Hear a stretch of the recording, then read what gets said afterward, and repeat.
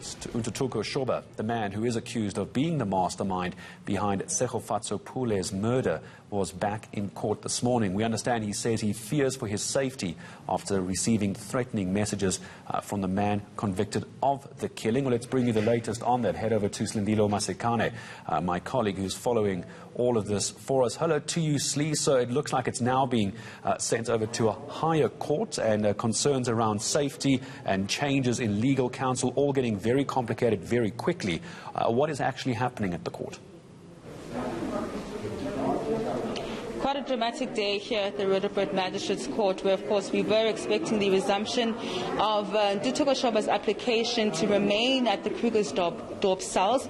He was raising concerns around his safety, saying that his life was in danger, and that is because the prison in which the hitman is being kept is one which he was going to be transferred to for his trial that is due to begin this Friday.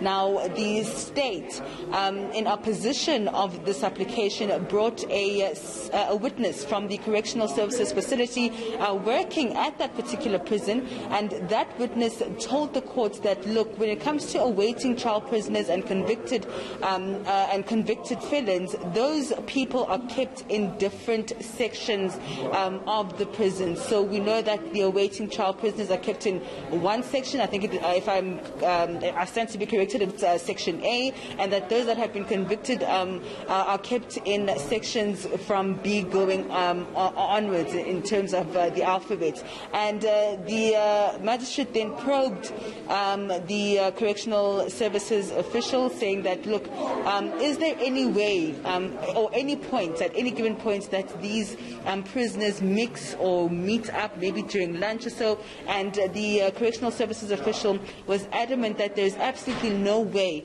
in which Shoba would be able to bump into the hitman, who is Muzgaise Malepane. And because of the fact that Shoba's lawyer then withdrew his services in this particular matter, Shoba was then given an opportunity to question the Correctional Services officer, asking questions around the cleaners in the prison, whether they are the same cleaners in all the sections or they're kept separately, and whether he would be given the opportunity to be kept in a single cell. And the Correctional Services officer said, look, we can ensure that you're kept in a single cell and that your safety can be guaranteed. But to just give us more reaction on this, Gareth, I am joined by the uncle of Tshegofatso Phule. Thank you so much for your time, Baba. Just to give us a sense of how you're feeling in terms of the fact that Ntuthuko Shoba's application has been denied, and we are now set, at least for the trial, to get underway this coming Friday. Another milestone again from the NPA, but it comes as a relief for us to see that there is a progress on this case. We look forward to Friday, and hopefully the new legal team for the defense will be there. Do you think this is going to cause an unnecessary delay in terms of Shoba now having to find new legal representation? If the team is already there and they appear on Friday, I'm not anticipating any delays. But if the legal team still has to be sourced and by Friday they are not there, there will be other delays again. But if you can check the progress of the case, the delays are not from the NPA. The delays were always from the defense. Yeah. Lastly, how's the family doing? I think, it's been quite an eventful couple of weeks in terms of new information coming out, some of the information the NPA has revealed in terms of the strength of their case. How's the family doing, and how do you see this trial panning out? It's been psychological and emotional roller coaster for the family. But look, we can try to be strong as much as we can. We don't know exactly what's going to transpire on the trial that will trigger our emotions. But so far, we are hanging in there.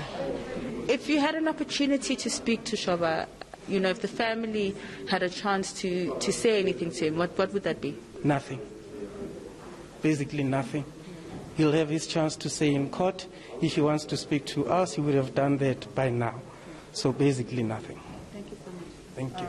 Gareth, I want to bring in the National Prosecuting Authority, the spokesperson, Pindi Njonondwane. Thank you so much for your time, Ma.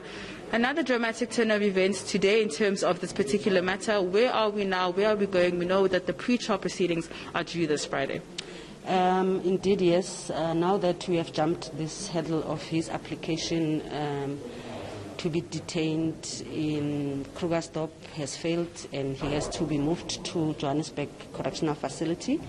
The matter is transferred to the High Court. It will sit on Friday, and on Friday the state is expected to disclose the contents of the docket to his defense team. And after that has been done, the matter will then be postponed for a pre-trial conference, and that is to check the state of readiness of both the state and the defense team. And of course, I would assume the state remains confident that you will be getting a conviction in this matter. Well, as we have done today, ours is to place all relevant facts before court. We have done exceptionally well so far. So as we go to the High Court again, ours is to place all the evidence before court, and the court will make a determination on the strength of our case as the state. Thank you so much for your time. All right. Margaret, that is the latest here from the Roodepoort Magistrates Court. The roads now lead to the South Gauteng High Court in Johannesburg. Incredibly distressing time for the family, and yet more concerns around possible delays and prison transfers. Back to Slindila, I'm sure, later in the day as we wait for this court case to resume on Friday.